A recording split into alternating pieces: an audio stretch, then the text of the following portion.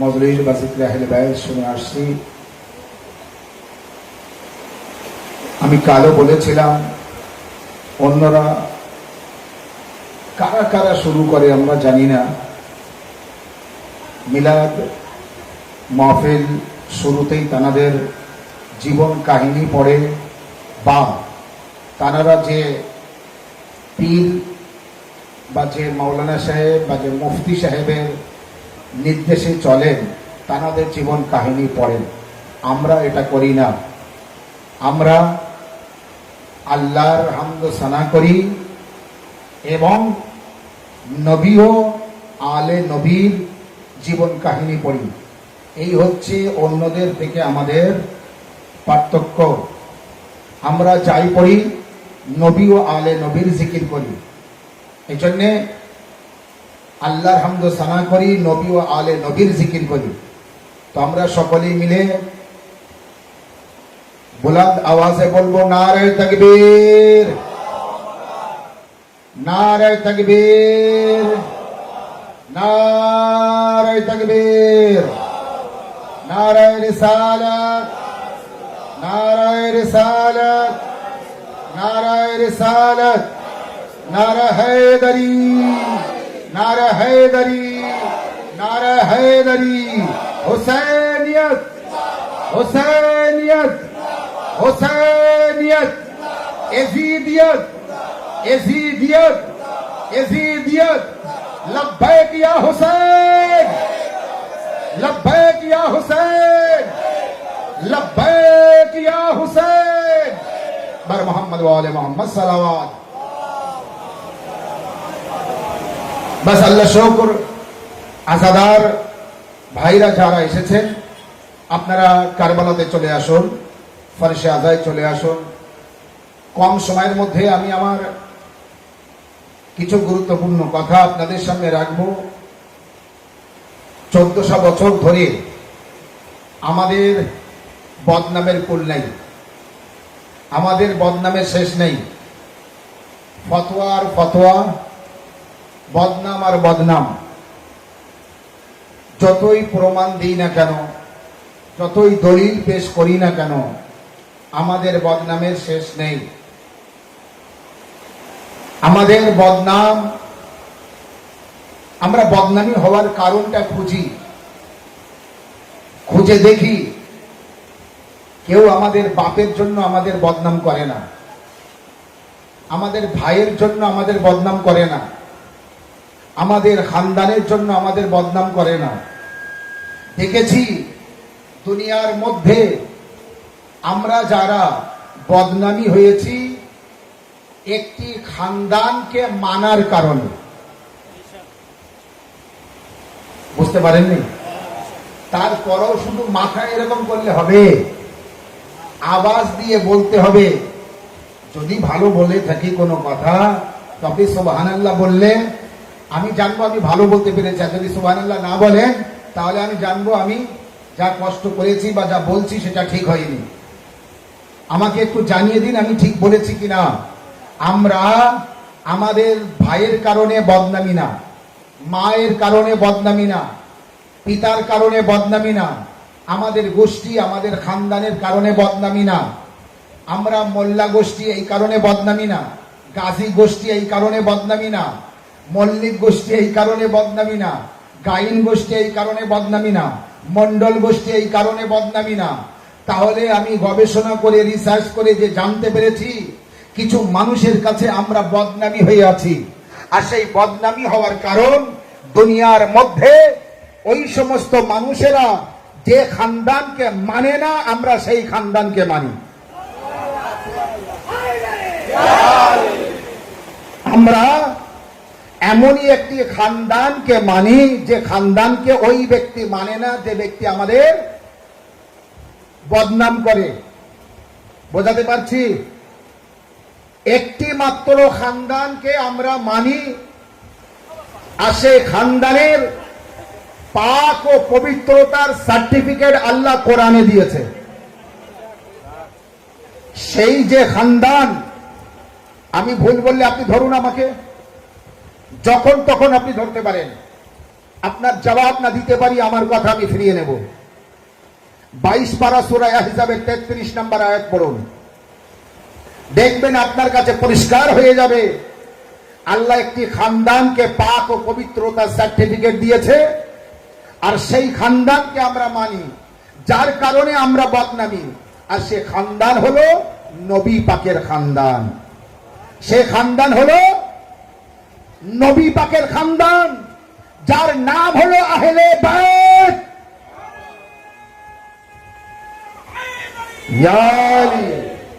যার নাম হলো আহলে বাইত।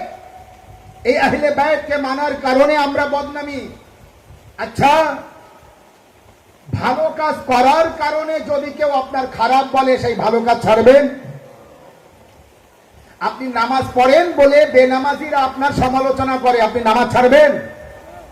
আপনি রোজা রাখেন বলে যারা রোজা রাখে না তারা আপনার ঠাট্টা করে, আপনি রোজা ছাড়বেন?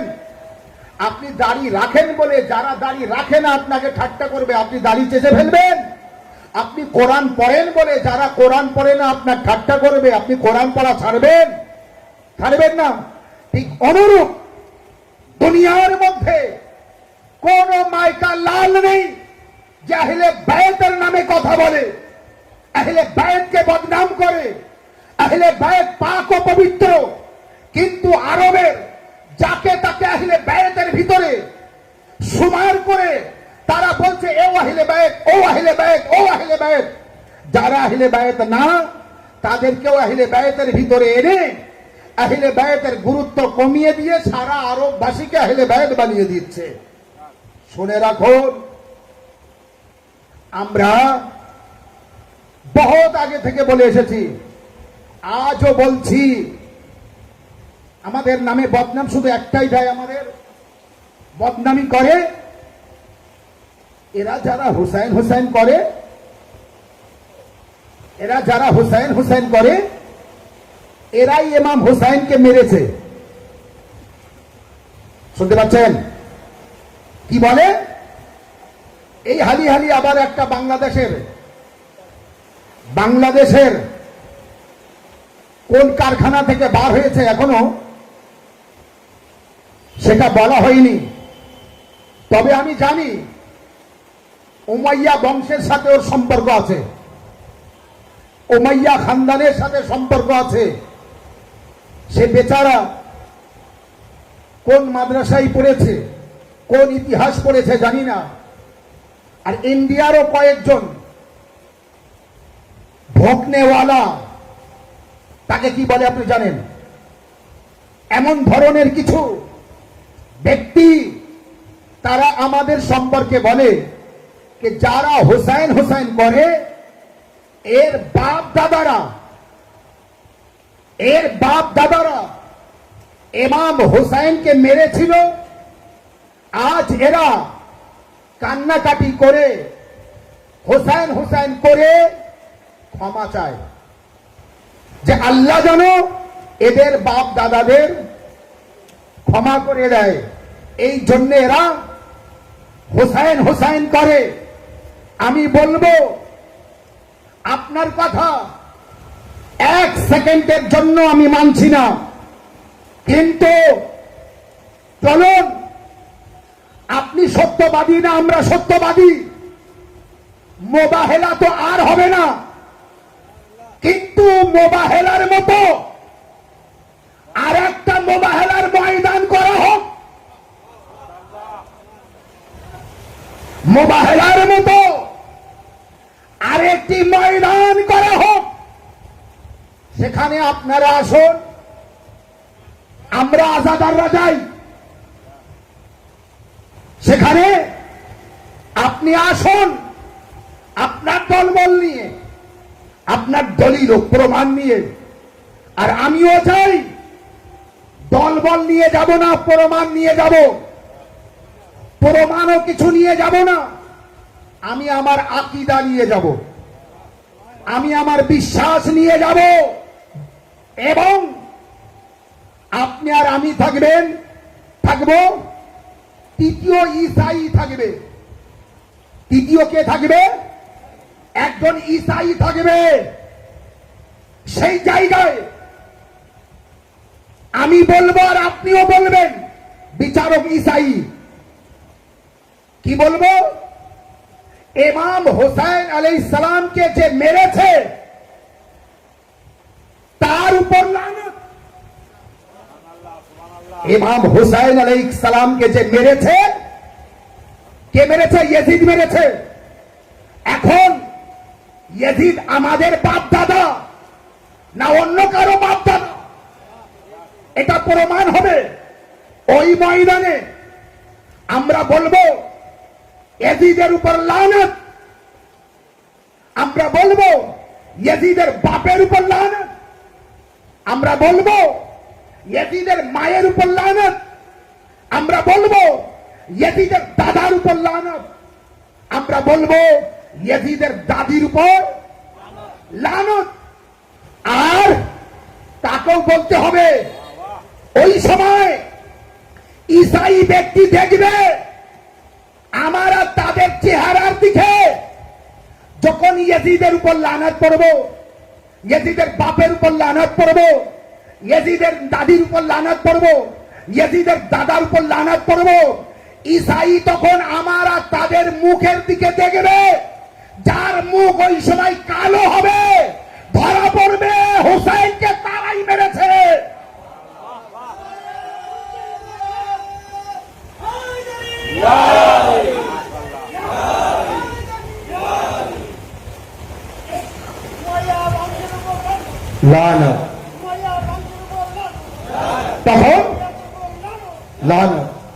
তখন প্রমাণ হবে ইমাম হুসাইন আলাইহিস সালামকে কারা মেরেছে। যদি আমার বাপ দাদারা মেরে থাকে আর আমরা হুসাইন হুসাইন করে কান্নাকাটি করে ক্ষমা চাই, তাহলে মেরেছে ইয়াজিদ, তো ইয়াজিদের উপর লানত পড়ি। ইয়াজিদ কার বাপ দাদা একবার দেখা হোক, কার মুখ কালো হয় দেখা যাক, যে ইয়াজিদের উপর লানত পড়বো, ইয়াজিদের বাপের উপর লানত পড়বো, ইয়াজিদের দাদার উপর লানত পড়বো, ইয়াজিদের দাদির উপর লানত পড়বো, ইয়াজিদের খানদানের উপর লানত পড়বো, তখন দেখবে মুখটা কালো হয়ে যাবে, মুখটা ঝলসে যাবে। তখনই কিন্তু ওই ঈসাই ব্যক্তি রেজাল্ট দিয়ে দেবে, সার্টিফিকেট দিয়ে দেবে হুসাইনকে কারা মেরেছে।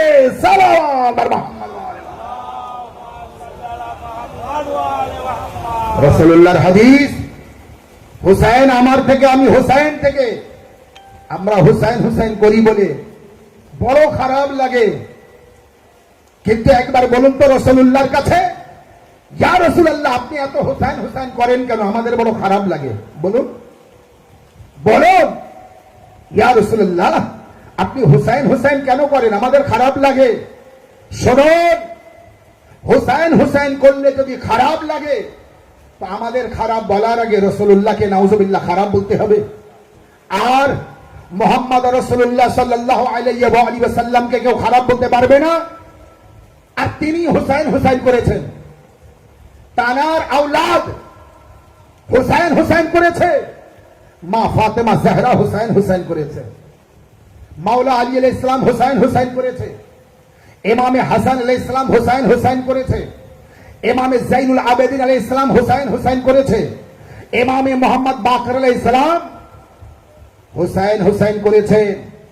আমাদের পঞ্চম ইমাম মুহাম্মদ বাকর আলাইহিস সালাম শাহাদাতের পূর্বে নসিহত যা করার ছেলেকে করলেন, ওসিয়ত যা করার ছেলেকে করলেন, করার পরে ছেলেকে বলছে, বেটা জাফর সাদিক এই সম্পদগুলি ওখানে দিও, এই আশরাফিগুলি ওখানে দিও, এই আশরাফি ওখানে দিও, আমার ভাষায় বলি এই টাকাগুলি ওখানে দিও, এই টাকাগুলি ওখানে দিও, এই টাকাগুলি ওখানে দিও। সব দেওয়ার পরে ইমাম মুহাম্মদ বাকর আলাইহিস সালাম বললেন, বেটা জাফর সাদিককে বলছে, বেটা আমার ছেলে শোনো, আমি এই কিছু আশরাফি তোমাকে দিচ্ছি, টাকা কিছু সম্পদ দিচ্ছি, এটা মালে গনিমতের না, এটা লোকের সম্পদ না, আমার নিজস্ব সম্পদ।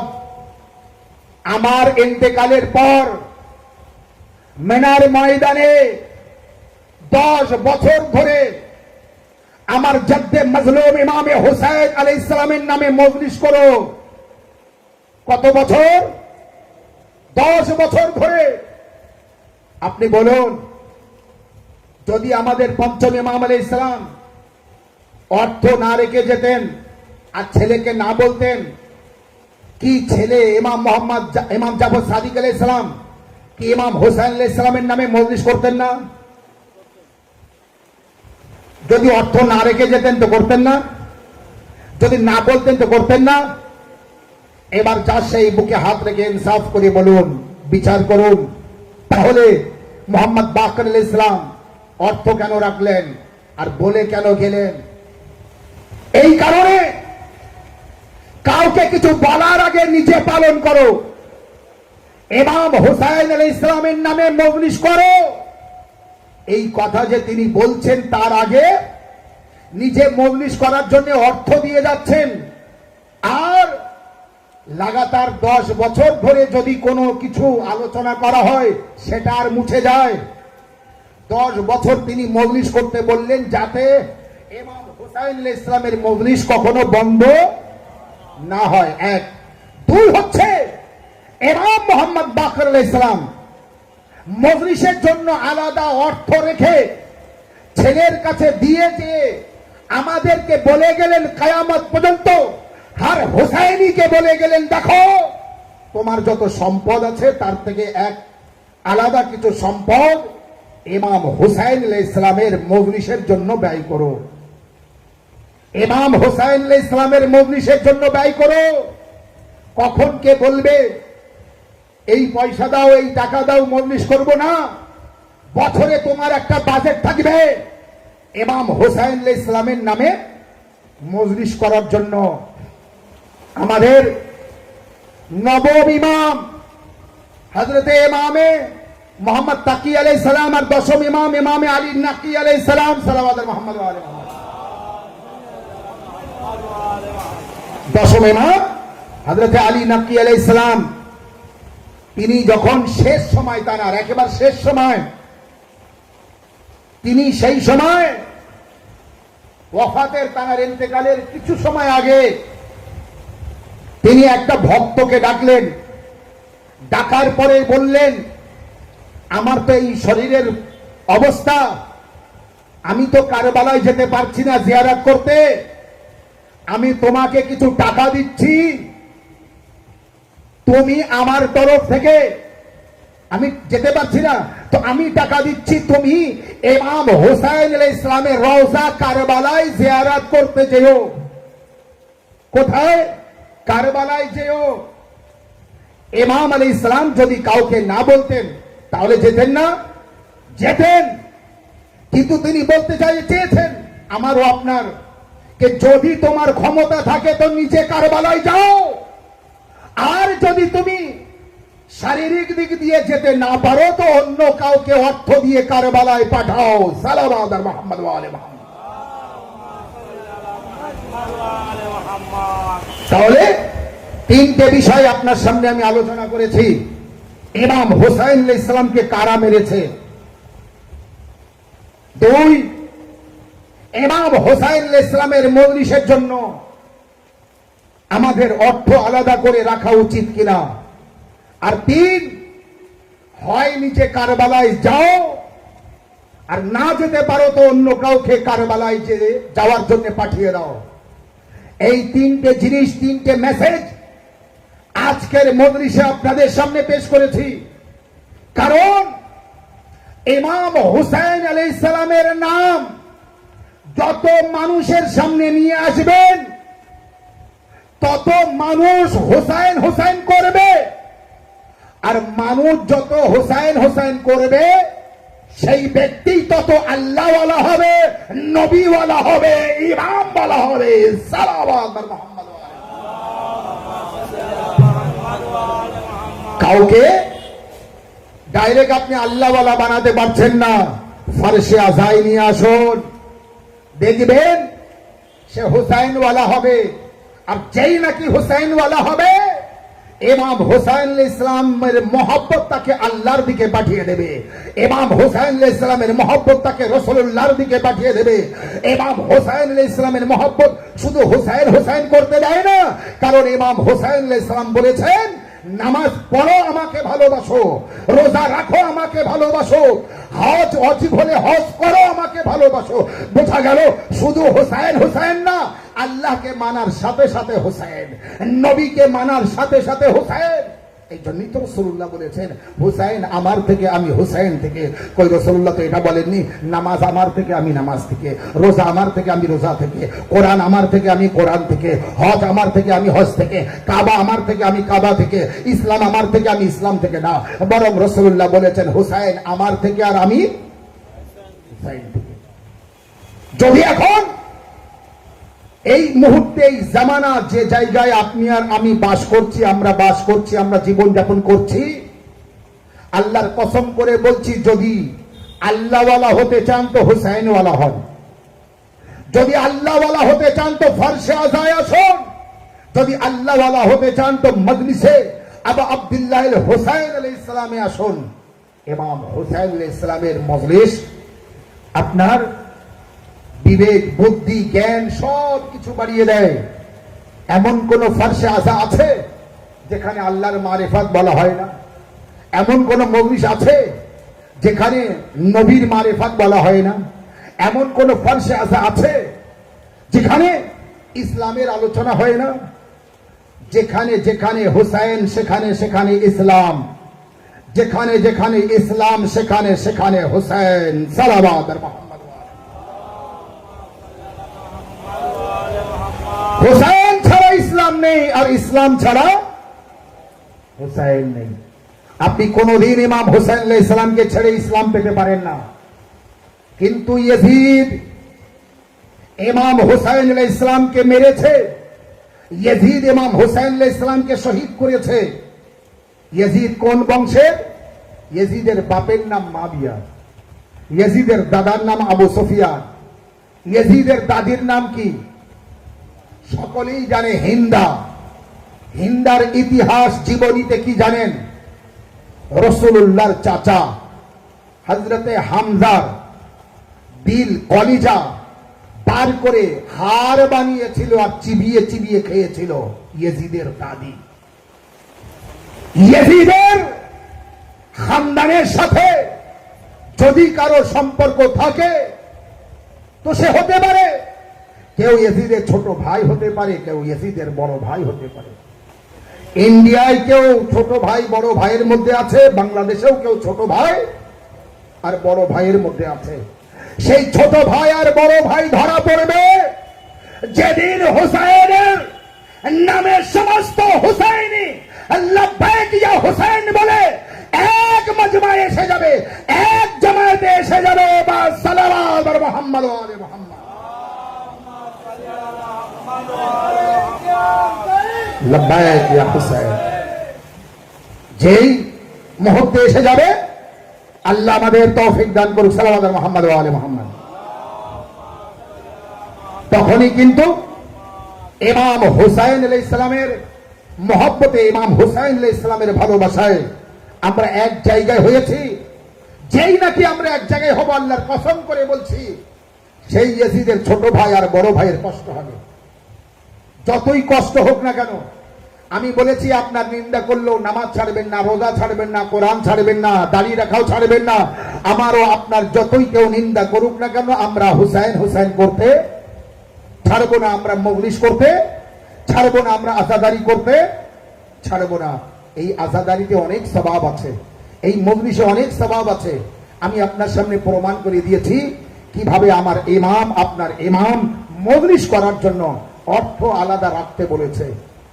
আজ আসুন, বাস আমি মাওলানা সাহেব এসে গিয়েছেন, মেম্বার দিয়ে দেবো। কম সময়ের মধ্যে যেহেতু মজলিস হচ্ছে এবং কম সময়ের মধ্যে মজলিসকে সমাপ্ত করা হবে, এই হচ্ছে আখরি মজলিস। আপনারা যে যেখানে আছেন তাড়াতাড়ি কারবালাতে চলে আসুন। আল্লাহ তাআলার কাছে দোয়া